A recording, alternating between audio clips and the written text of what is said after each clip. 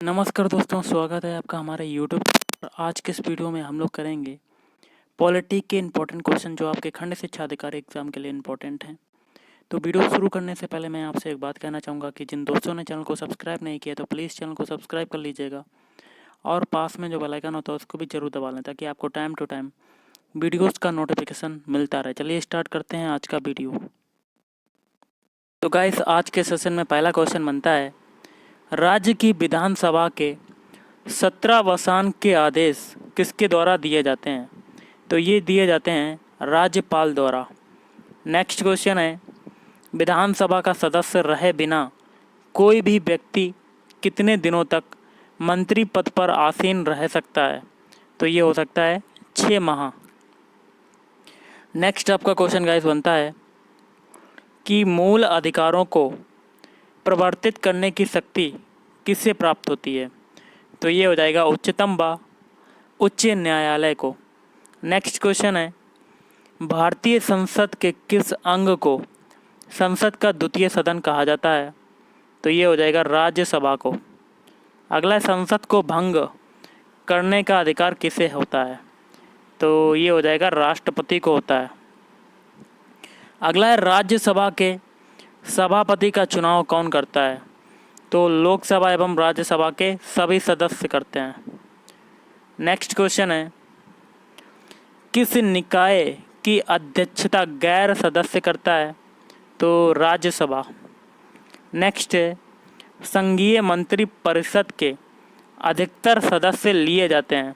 तो ये हो जाएगा लोकसभा के। अगला है, विधानसभा सदस्यों का निर्वाचन किसकी देखरेख में होता है? तो ये होता है निर्वाचन आयोग के। नेक्स्ट क्वेश्चन है, कौन कौन सा शब्द भारत के संविधान की उद्देशिका में है?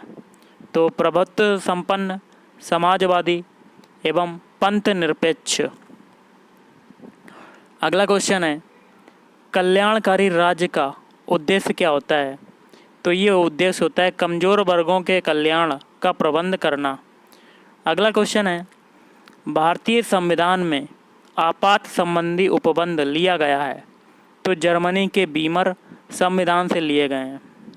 अगला क्वेश्चन है, राज्यसभा के गठन में प्रतिभा, अनुभव एवं निर्माता किसने प्रभावित हुए थे? तो आयरिश गणतंत्र से। नेक्स्ट क्वेश्चन है, कौन सा अनुच्छेद नौकरियों तथा संस्थाओं में समाज के कमज़ोर वर्ग के लिए आरक्षण उपलब्ध कराने के लिए केंद्र सरकार को अधिकार प्रदान करता है? तो अनुच्छेद 16। नेक्स्ट क्वेश्चन है, संविधान की किस अनुच्छेद के अंतर्गत छुआछूत को समाप्त किया गया है? तो अनुच्छेद 17। अगला क्वेश्चन है, भारतीय संविधान में भारत को किस प्रकार वर्णित किया गया है? तो राज्यों के संघ के रूप में वर्णित किया गया है। अगला क्वेश्चन है, भारतीय संघ में किसी राज्य को सम्मिलित करने का अधिकार किसे है? तो ये होता है संसद को। अगला है, मौलिक अधिकारों का प्रमुख उद्देश्य क्या है? तो न्यायपालिका की स्वतंत्रता को सुनिश्चित करना। नेक्स्ट क्वेश्चन है, लोकसभा के लिए प्रथम आम चुनाव कब हुआ था? तो 1952 ईस्वी में हुआ था। अगला क्वेश्चन है, भारत में अब तक लोकसभा के लिए कितनी बार चुनाव हो चुके हैं? तो ये हो जाएगा 16 बार हो चुके हैं। अगला क्वेश्चन है, लोकसभा महासचिव जो लोकसभा सचिवालय का प्रमुख होता है किसके द्वारा नियुक्त किया जाता है? तो ये हो जाएगा लोकसभा अध्यक्ष द्वारा नियुक्त किया जाता है। अगला क्वेश्चन है, संसद के संयुक्त अधिवेशन में किसी विधेयक पर निर्णायक मत देने का अधिकार किसे है? तो ये होता है लोकसभा अध्यक्ष को होता है। अगला क्वेश्चन है, लोकसभा का सचिवालय किसके प्रत्यक्ष पर्यवेक्षण एवं नियंत्रण में कार्य करता है? तो ये हो जाएगा लोकसभा अध्यक्ष के। और अगला क्वेश्चन है, संसद के दोनों सदनों के संयुक्त अधिवेशन को कौन बुलाता है? तो ये बुलाता है राष्ट्रपति। अगला क्वेश्चन है, भारत के किस राष्ट्रपति ने पूर्व में लोकसभा अध्यक्ष का पद भी संभाला था? तो ये हो जाएगा नीलम संजीव रेड्डी। अगला है, स्वतंत्र भारत के प्रथम लोकसभा अध्यक्ष कौन थे? तो जीबी मावलंकर। अगला क्वेश्चन है आपका, प्रथम अध्यक्ष जिसके खिलाफ लोकसभा में अविश्वास प्रस्ताव लाया गया था? तो ये हो जाएगा के.एस. हेगड़े।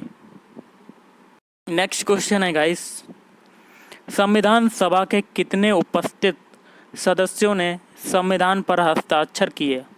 तो ये हो जाएगा 284। अगला क्वेश्चन है, दल बदल के आधार पर निर्वाचित सदस्यों की अयोग्यता संबंधी की किस अनुसूची में दिया गया है? तो 10वीं अनुसूची में दिया गया है। अगला क्वेश्चन है, भारतीय संविधान की 11वीं अनुसूची का संबंध है? तो है पंचायत राज व्यवस्था का प्रावधान। अगला है, भारतीय संघ में सम्मिलित 28वां राज्य कौन सा है? तो ये हो जाएगा झारखंड। और अगला है, झारखंड राज्य का गठन कब किया गया? तो ये किया गया है 15 नवंबर 2000 में। अगला है, भारतीय संविधान के किन अनुच्छेदों के शोषण के विरुद्ध अधिकार वर्णित हैं? तो अनुच्छेद 23 और 24। अगला है, मौलिक अधिकारों के अंतर्गत कौन सा अनुच्छेद बच्चों के शोषण से संबंधित है? तो अनुच्छेद 24। नेक्स्ट क्वेश्चन बनता है, संसद की कार्यवाही सूची में प्रथम विषय होता है? तो ये हो जाएगा प्रश्नकाल। अगला है, कौन सी प्रथम संसदीय प्रणाली को भारत की देन है? तो ये हो जाएगा शून्यकाल। अगला है, वित्त बिल के लिए किसकी पूर्व स्वीकृति आवश्यक है? तो भारत के राष्ट्रपति। अगला क्वेश्चन है, किसी भी अभियुक्त की फांसी की सज़ा को बदलने या कम करने का अधिकार किसे दिया गया है? तो ये हो जाएगा राष्ट्रपति को दिया गया है। अगला है, भारत एक गणतंत्र है, इसका अर्थ क्या होता है?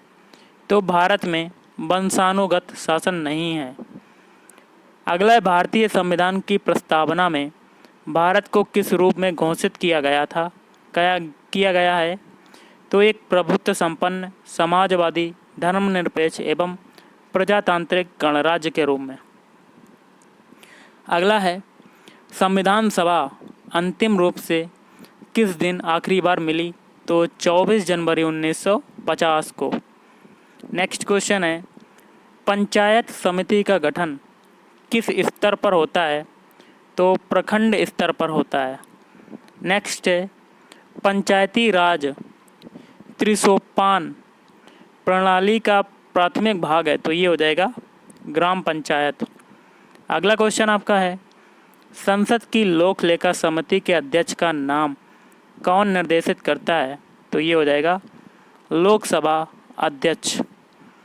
नेक्स्ट है, राज्यों द्वारा मांग करने पर भारत की संसद उन राज्यों के लिए किस अनुच्छेद के अंतर्गत कानून बना सकती है?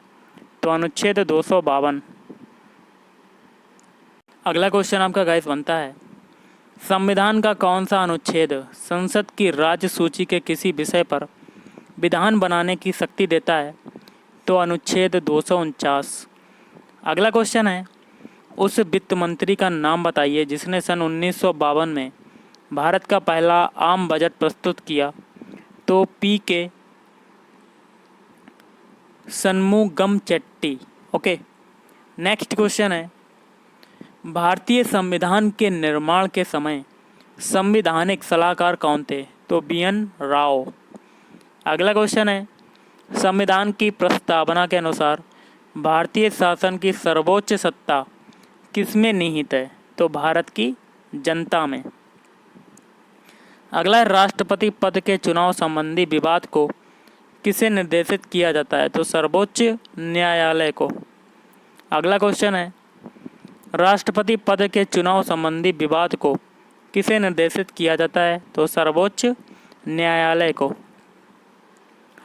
अगला क्वेश्चन है, आपातकाल के दौरान किस प्रकार की स्वाधीनता के अधिकार को समाप्त या सम्मिति नहीं किया जा सकता है? तो जीवन और शारीरिक स्वतंत्रता को। अगला क्वेश्चन है, किसी नज़रबंद व्यक्ति को अपनी रिहाई के लिए सबसे उचित याचिका कौन सी होगी? तो बंदी प्रत्यक्षीकरण।